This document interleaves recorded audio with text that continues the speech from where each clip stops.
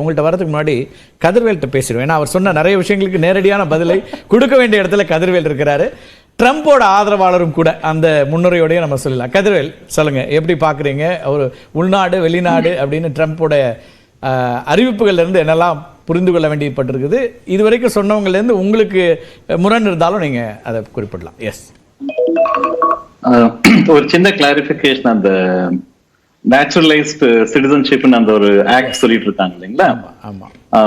அதுல நம்ம அது ஐ திங்க் அவங்களுக்கு புரியலன்னு நினைக்கிறேன். அதாவது இல்லீகல்ஸ்க்கு அவங்களுக்கு கொடுக்கற கிரீன் கார்டோ சிட்டிசன்ஷிப்போ கொடுக்கறதுனால ஃபர்ஸ்ட் எஃபெக்ட் ஆகுறது வந்து நம்ம மாதிரி லீகலா ஹெச்என்பில போறவங்களோட தான். இன்னைக்கு வந்து ஹெச்என்பில போய் ஒருத்தங்க கிரீன் கார்டு அப்ளை பண்ணணும்னா டு கெட் கிரீன் கார்டு இன்னைக்கு waiting time is 40 to 60 years. நீங்க அதை புரிஞ்சுக்கணும். இன்னைக்கு வந்து it is impossible to get green card for Indians. ஏன்னா அவங்க என்ன பண்றாங்கன்னா ஹெச்என்பிக்கு வந்து கோட்டா கிடையாது. ஸோ யாரு வேணாலும் எவ்வளவு வேணாலும் அவங்க வந்து கண்ட்ரி வைஸ் கொடுக்கறது இல்லை.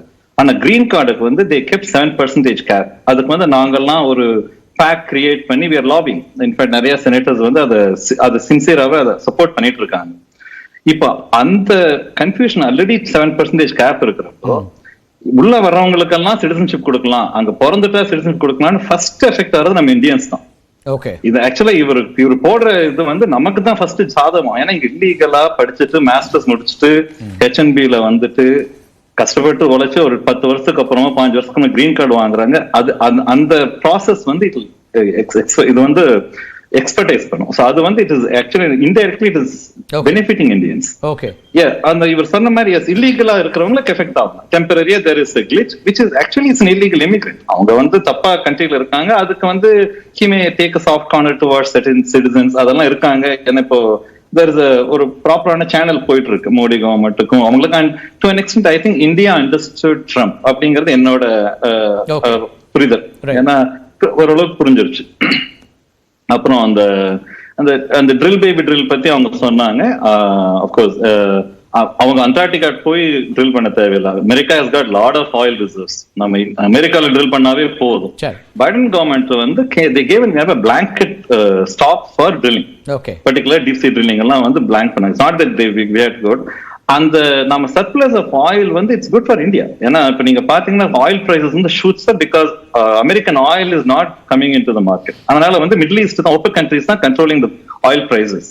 Even America supplies, it's going to bring down the at least it even out the demand and supply. சரி, சோ அதுதான் வந்து அவர் சொல்றாரு, நாங்க இவ்வளவு ஆயில விட்டுட்டு நாங்க இவ்வளவு பிரைஸ் கொடுக்கணும் அப்படிங்கிறது அவரோட இது. அப்புறம் இத பத்தி இந்த ஜெண்டர் நியூட்ரல் பத்தி பேசிட்டு இருக்காங்க. அதுல ஓகே, இல்ல நீங்க உங்க பாயிண்ட் ஆஃப் வியூ சொல்லுங்க, அதுக்கப்புறம் வேற ஏதாவது முரண்னா சொல்லலாம். அதர்வைஸ் நீங்க வந்து எல்லாத்துக்கும் பதில் சொல்லணும்ன்ற அவசியமும் இல்ல. நீங்க என்ன பாக்குறீங்க? ஒரு அமெரிக்கால செட்டிலா இருக்கக்கூடிய இந்தியர் தமிழர், உங்களுக்கு வந்து ஒரு எதிர்பார்ப்பு இருந்துச்சு, ட்ரம்ப் தான் அதிபராக வரணும் அப்படிங்கிறதுக்கு நீங்க ஒர்க் பண்ணீங்க. இன்னைக்கு அதிபராக வந்து விட்டார். அவர்கிட்ட சில எதிர்பார்ப்புகள், முக்கியமா அவர் வந்து எக்கானமியை பில்ட் பண்ணுவாருங்கிறது ஒரு பேசிக்கா எல்லாருக்கிட்டையும் எதிர்பார்ப்பா இருந்துச்சு. அதை நோக்கின பயணமா இருக்குதா, அல்லது அமெரிக்கா ஃபர்ஸ்ட்னு சொல்லக்கூடிய இடம்ல இருந்து அவர் வந்து வெளிநாட்டு உறவுகளோட இருக்கக்கூடிய விஷயங்கள்ல தான் ரொம்ப அதிகம் கவனிச்சிருக்கிறாரு, அல்லது அமெரிக்காவை அந்த குளோரிஃபை பண்றது அப்படிங்கிற அந்த இடத்துல நிற்குதா, அல்லது அமெரிக்கன்ஸுக்கு நம்பிக்கை கொடுக்கக்கூடிய விஷயங்கள் செஞ்சிருக்காருன்னு பாக்குறீங்களா? அந்த அமெரிக்கன்ஸ்ங்கிறத நாம எல்லாம் புரிஞ்சுக்கணும். இதே ஒரு 20 வருஷத்துக்கு முன்னாடி அமெரிக்கன்ஸ் வந்து நாம எல்லாம் அப்படின்னு சொல்லலாம். இன்னைக்கு வந்து அமெரிக்கன் என்னை சேர்த்து அமெரிக்கன். அதனால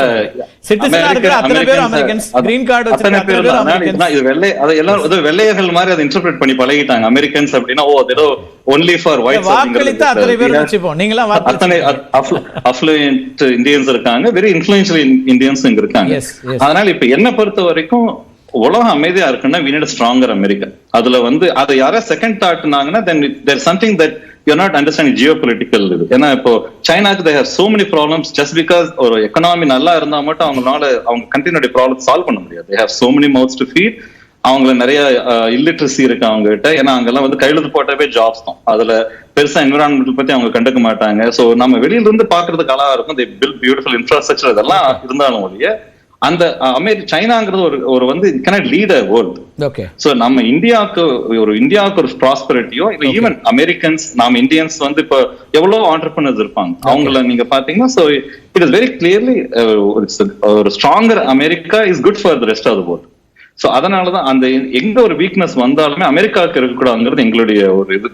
ஏன்னா இப்ப நாம எல்லாருமே எதுக்கு வந்திருக்கோம் இங்க, ஏன் இமிகிரேட் ஆனோம் அப்படின்னா பிகாஸ் ஸ்ட்ராங்கர், இங்க வந்தவங்க மெரிட் பேஸ்ட் சொசைட்டி. இந்த மாதிரி ஒரு பிளாட்ஃபார்ம் நம்ம பார்க்க முடியாது. நீங்க வெளியில இருந்து என்ன வேணாலும் கரப்ஷன் பத்தி பேசலாம், இங்க எங்களுக்கு தான் தெரியும் டே டு டே லைஃப்ல வந்து கிட்டத்தட்ட நான் எக்ஸிஸ்டன்ஸ் ஒரு கரப்ஷன் அப்படிங்கிறது. மேபி ரொம்ப ஹை லெவல் எப்படி இருக்குன்னு தெரியாது. எங்களுக்கு வந்து ஒரு டே டு டே லைஃப்ல வந்து கரப்ஷன்ங்கிறது ஒரு இதே கிடையாது, ஒரு இஷ்யூவே வராது.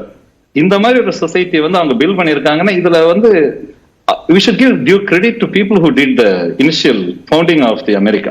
இல்ல நாம வந்து இப்ப நாம வந்திருக்கோம் அவங்க ஓபன் பண்ணி குளோபலைசேஷன் பண்ணி நம்ம ஒரு நல்ல ஹைலி ஸ்கில் லேபர்ஸ் அவங்க they appreciate merit. அவர் ட்ரம்போட பாலிசி எல்லாமே பேஸ்ட் பாத்தீங்கன்னா மெரிட் பேஸ்ட் இமிகிரேஷன் தான் சொல்றோம், which is actually நாம இந்தியன்ஸ் வந்திருக்கிறவங்க. நமக்கு இன்னைக்கு நாம ஏன் இவ்வளவு நல்ல பொசிஷன்ல இருக்கோம்னா அவங்க பிரவுன் பார்க்கல, அவங்க இந்தியன்ஸ் பார்க்கல. நமக்கு நாம வந்தோம், ஹார்ட் ஒர்க் பண்ணோம், we delivered, we in fact exceeded their expectations பல லெவல்ல.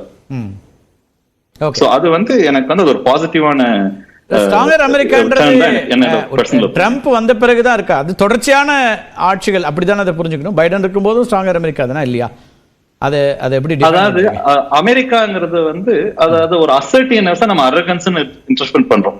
அதாவது ட்ரம்ப் வந்து வெரி அசர்ட்டிவ். அவர் ஒரு பாலிசியை வந்து ரொம்ப தெளிவா சொல்லுவாரு. இப்ப பைடன் இப்ப ஒரு காசா ஒரு எக்ஸாம்பிள், ரொம்ப ஆப்வியஸ் எக்ஸாம்பிள். அதாவது கிட்ஸ் ஆர் பாம்ட் எவ்ரி டே.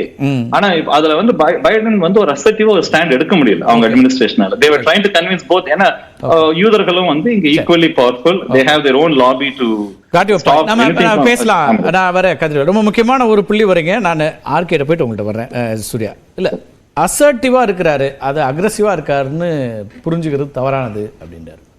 இல்லை, என்ன அபத்தம் நினைச்சிட்டு இருக்கீங்க? இந்த கிளைமேட் சேஞ்ச் இல்லைன்னு பாவிக்கிறாரு. என்னது லாஸ் ஏஞ்சல்ஸ் வந்து ஏறத்தாழ பாதி நகரமே எரிஞ்சு விழுந்தது. அது எப்படி எரியுது? கிளைமேட் சேஞ்சினால தானே எரியுது. அமெரிக்கா அந்த அளவுக்கு வந்து பிரச்சனைகளுக்குள்ளாகணும் ஒரு இடம். ஏன் இந்த ஸ்வேரிங்கன் வந்து உள்ள நடத்துறாங்க?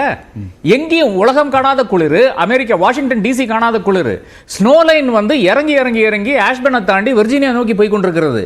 இது எப்போ நாம பார்த்திருக்கோம்? இந்த சில வருடங்களாக ஒரு 5 வருடம் 4 வருடம் வந்து பார்த்திருக்கோம். அப்போ அந்த அளவுக்கு ஒரு கிளைமேட் டினையர் ஒண்ணு. ரெண்டாவதாக இவர் எப்படிங்க 1500 பேரை வந்து ஜனவரி 6 பாடன் பண்ணிருக்காரு, மன்னிப்பு கொடுத்திருக்காரு. கேபிட்டல் ஹில்ஸ்ல அட்டாக் பண்ணாங்க. அவருடைய ஆதரவாளர் மிக தெளிவாக விவேக் ராமசாமியில இருந்து அத்தனை பேரும் ஜேடி வேன் சொல்லியிருக்காரு.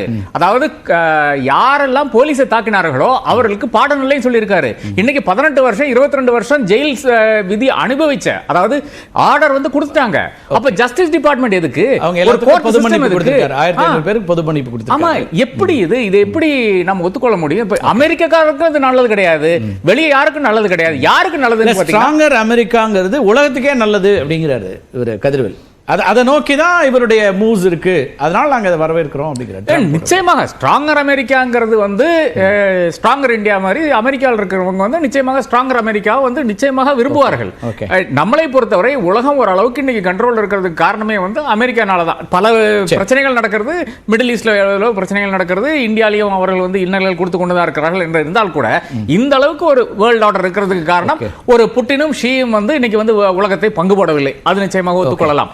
ஆனால் அதை தாண்டி இருக்கின்ற விஷயங்கள் அமெரிக்கக்காரர்களுக்கோ இந்தியக்காரர்களுக்கோ இல்லை என்றால் உலகத்துக்கோ ஒரு நன்மை இல்லாத ஒரு விஷயம் தானே அவர் செய்து கொண்டிருக்கார். யாருக்கு டிக்டாக் பேனுங்கனாங்க ஒரு நாடுங்க, இந்தியா மாதிரி ஒரு நாடு, நரேந்திர மோடி ஒரு தீர்மானம் இருக்கிறார், கிடையாதுப்பா டிக்டாக் நாளையில இருந்து கிடையாதுன்ட்டு. எவ்வளவு சப்போர்ட் பண்ணி பேசுறாங்க சூர்யா சார். அப்படி எப்போ இப்ப 3 எவ்வளவு வருஷம் ஆகுது? இப்போ எவ்வளவு வருஷம் ஆகுது? அந்த ஸ்டாண்ட்ல வந்து இந்தியா நின்று இருக்குங்க. 12 மணி நேரம் அந்த நாடுனால அந்த ஸ்டாண்ட்ல நிக்க முடியல. இவர் என்ன சொல்றாரு? 50% will be owned by Americansங்கறாரு. அவன் ஏன் வந்து உட்கார்றான்னு கேக்குறா. டிக்டாக்னுடைய CEO, பைடான்ஸ்னுடைய CEO ஏன் வந்து உட்கார்றான்? ட்ரம்ப்னுடைய இனாகிரேஷன்ல உட்கார்றான். யாருக்கிட்ட உட்கார்றான்? துளசி கபாடு கிட்ட, நேஷனல் இன்டெலிஜென்ஸ்னுடைய டைரக்டருக்கு அருகில் வந்து உட்கார்றான். இது என்ன நாடுங்க? இந்த நாட்டில் நான் விட மாட்டேன். நான் எனக்கு உயிர் இருக்கிற மட்டும் இந்த நாட்டில் இந்த மாதிரி ஒரு அவலம் விட மாட்டேன்.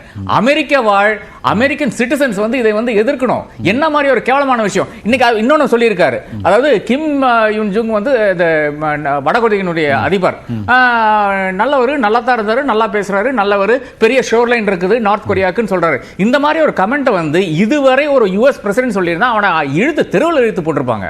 அப்ப என்ன வேணா சொல்லலாம். ஆனா என்னை பொறுத்தவரை என்ன, என்னுடைய செல்வந்தர்கள்லாம் என் கூட இருந்தா போதும், எல்லாரும் வந்து நின்னானுங்க.